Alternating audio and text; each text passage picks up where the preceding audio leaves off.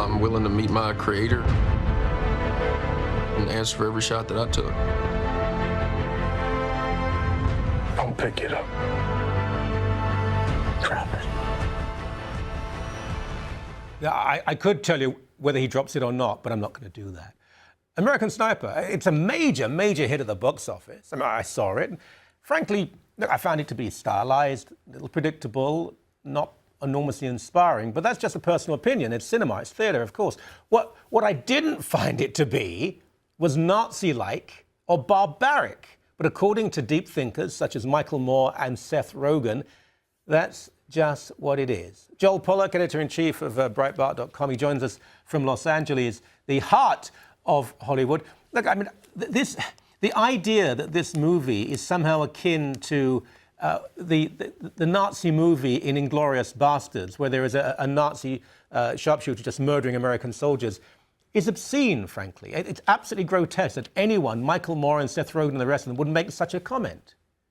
Right. Well, Seth Rogen has gone from hero to zero as far as freedom of expression is concerned. I mean, here he is sort of trying to ostracize the film, and just a few weeks after he himself was subjected to the same treatment, basically, by the North Korean government. I mean, he's gone from a champion of freedom of expression to a sort of champion of egotistic, artistic narcissism. I mean, he basically doesn't want to share the spotlight with Clint Eastwood and Bradley Cooper, so it's kind of sour grapes on his part. But the Moore comment is more serious because Moore, of course, occupied a special place in Hollywood as the anti-war filmmaker during the Bush years, and he is now refusing to relinquish that place, not just personally, but thematically. He doesn't like the idea that Americans are flocking to see a pro-war, or at least a movie that is not anti-war, a film. And so you've got here Hollywood's left fighting back against what actually has happened over a few years, which is that Hollywood has become less harsh towards the military, has in fact embraced the military on a number of occasions.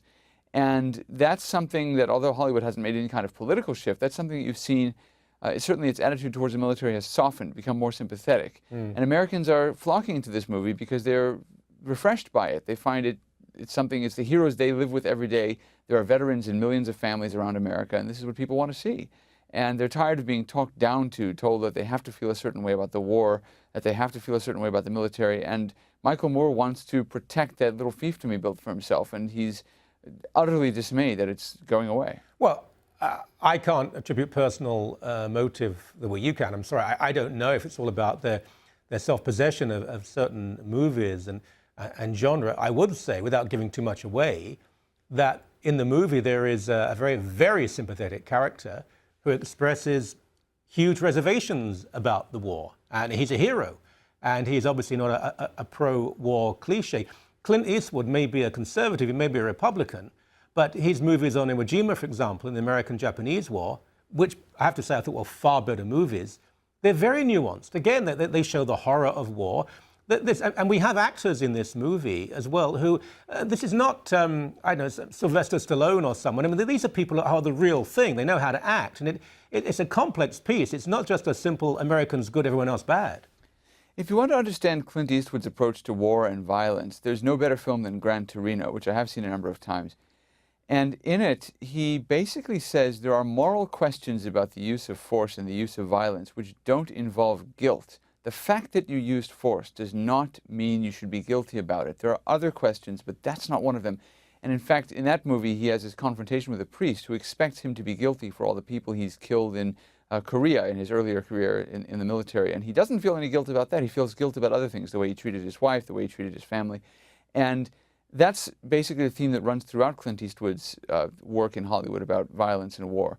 He does it very, very delicately, and that's really what the American left can't stand. They want the use of force itself to be surrounded by this aura of guilt. And I have friends who are Navy SEALs. My wife is in the Navy. I've people who in my life who've served overseas and faced incredible odds. Some of them are anti-war. I mean, I'm not speaking for my wife, of course, who's very gung-ho. But there are some people who go and they serve and they kill, and they expose themselves to great danger, and they come back and when abstracted from the situation, they say, I don't agree with what we were doing over there, but I have a duty to my country and I do it.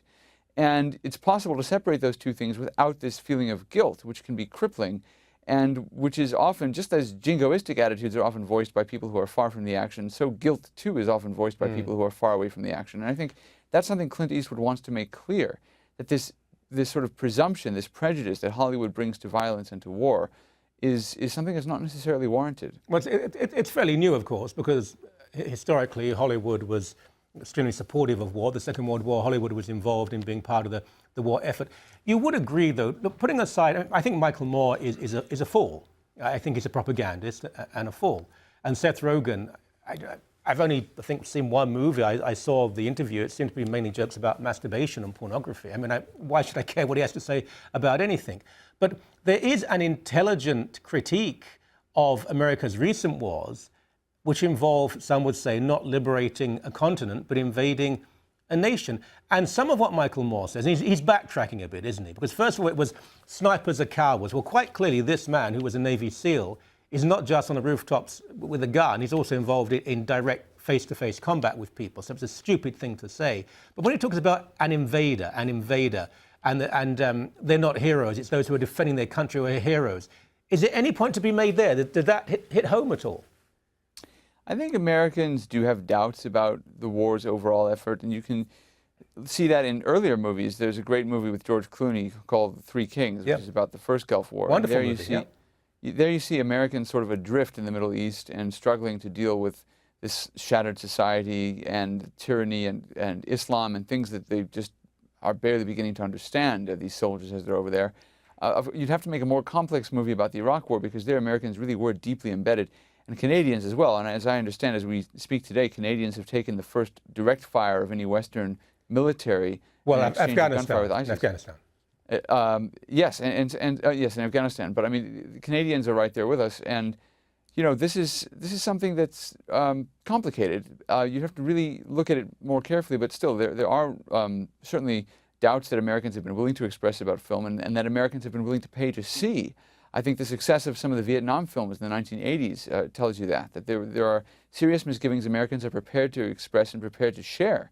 But I think what Americans don't like is, especially in the wake of 9/11, this idea that war is inherently ipso facto and a priori, to throw around some gratuitous Latin terms, that war is wrong. And it isn't wrong necessarily, and our enemies certainly don't feel it's wrong. They have no qualms about advertising their own brutality, putting children on video, executing prisoners and things like that. So we need to actually take a hard look at what the use of force is for. Confucius, in advising the Chinese governors thousands of years ago, said that war is one of the arts of life. I mean, war is around, and war is something you have to train to do whether you're in peace or not. And war is not something you obviously want to engage in. Confucius, in many ways, was anti-war and questioned rulers. Why are you invading this country? What right do you have? But war as an art was an essential part of what it meant to be a well-rounded human being. You had to be able to practice it and be prepared for it so you could defend yourself. And that's something that the left in the United States and the world in general has swept under the rug.